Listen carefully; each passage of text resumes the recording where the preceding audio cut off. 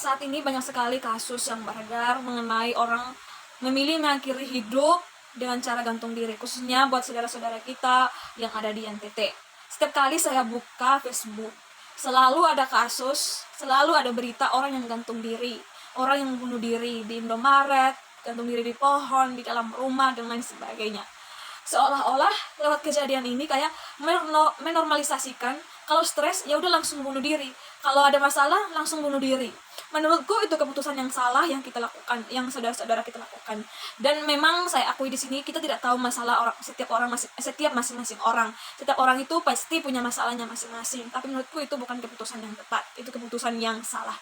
Kenapa salah? Ada banyak hal yang bisa kita lakukan supaya kita tidak bunuh diri ketika ada masalah, ketika kita stres.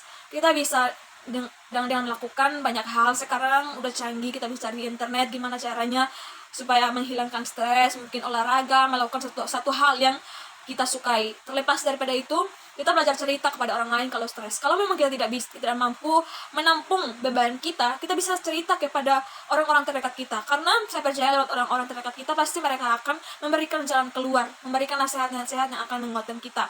Dan satu yang kita tidak perlu lupa yaitu kita cerita sama Tuhan. Karena percayalah guys, ketika kita cerita sama Tuhan, Tuhan tidak akan menuntun kita untuk bunuh diri. Karena saya yakin Tuhan tidak akan suruh kita untuk bunuh diri.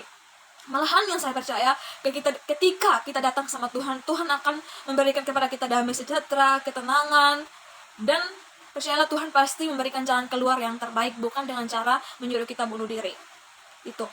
Dan mungkin kalau teman-teman saat ini yang nonton ini lagi ada masalah, rintangan dalam kehidupan teman-teman, yuk belajar supaya jangan bodoh dalam mengambil keputusan dengan cara mengakhiri hidup. Mengakhiri hidup itu menurut saya itu keputusan yang fatal, yang tidak ada toleransinya bagi saya. Kenapa ya? Iya, memang saya tidak tahu orang itu punya masalah ini dan itu, tapi kenapa harus mengambil keputusan seperti itu? Ada banyak cara yang bisa kita lakukan.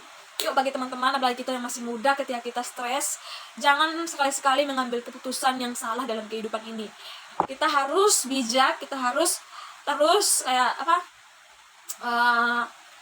pintar dalam mengambil keputusan. Jangan sembarang mengambil keputusan.